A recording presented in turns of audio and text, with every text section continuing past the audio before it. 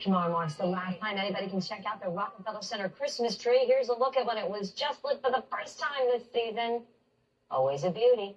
It will be taken down and brought to the Central Berkshire Habitat for Humanity in Pittsfield. The tree came from West Stockbridge, by the way. Lumber from the tree will be used to help build up to 26 homes for the organization, repurposing the tree that brought so many joy.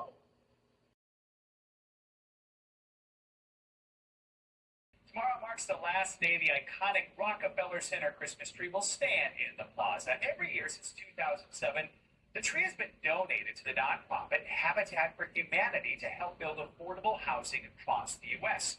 This year's tree is going to return to the town where it was grown in Berkshire County, Massachusetts, to help build 26 new homes.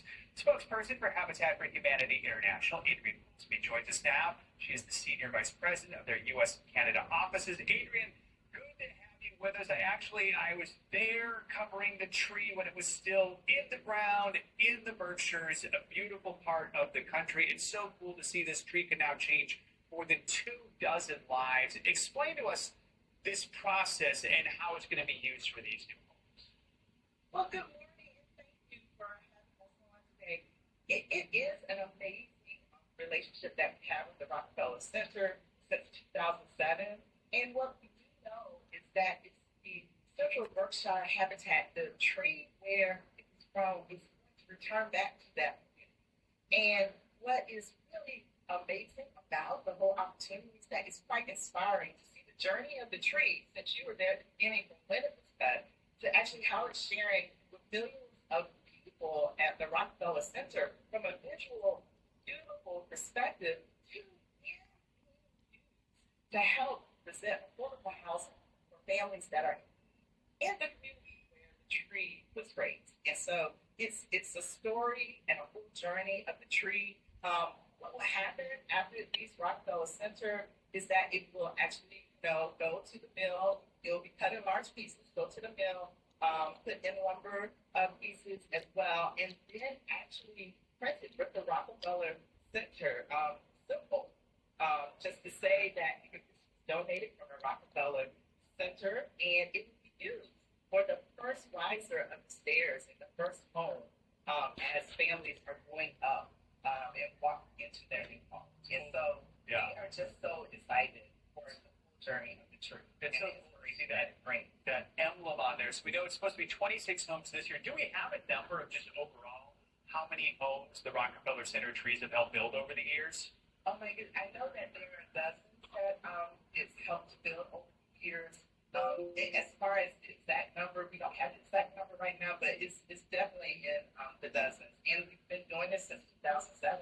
And we had actually a tree that went back in 2022 back to the New York area to build homes as well. So this is a long-standing relationship, and we love the relationship that we have with the Rockefeller Center and leveraging the tree and helping to provide affordable housing for everyone.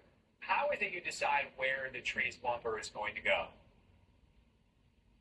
So as far as the placement in the house, because the tree, as you know, the lumber is a little softer than the normal lumber that we used to build with, it is really good for flooring, and it's good for supporting stairs as well as any type of beautification that would happen in the house when you think about cabinetry, that kind of thing. For this particular first house, we've decided that it would be used as support beams for the first riser stair in the house as the family is walking in. So that's how we decide. We work with the affiliate Central Berkshire Habitat for Humanity and their teams, the Repair Corps, as well as the local school, vocational school, have students who will be working to help build with that lumber for those homes in the 26 families. And we work with them together to identify from a construction perspective how the wood would be used.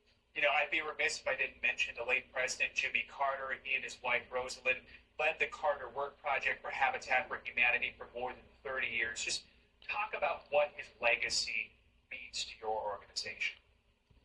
As you well know, the impact that the Carters have had, especially President Carter and Rosalind Carter, on Habitat is something that you cannot think about Habitat without thinking about the Carters and think about the Carters without thinking about Habitat.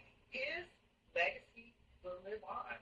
His legacy and his ideas around everyone deserves a decent place to live will continue. And him supporting the mission of affordable housing and housing affordability across the world is something that we will never forget, nor will individuals who have been impacted. We're talking about individuals, he's built over nearly 4,500 homes and worked in over 14 countries, as well as, impacting, when we're thinking about Habitat, has impacted over 62 million individuals worldwide. So his legacy continues to live on. I think about many times when on the Carter Work Project, and he's working diligently alongside with other individuals and his wife, and he's like, hey, get back to work. And I think he would say right now, in the midst of it, he's like, I might have moved on to the next realm, but what I expect is that you all will all work together in the name of humanity and get back to work and start building these houses and lifting your voices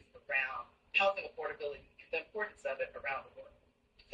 So, we can't thank him enough, and his legacy and his family. Adrian Goolsby, thank you so much for your time this morning. We really do appreciate it. Absolutely. Thank you.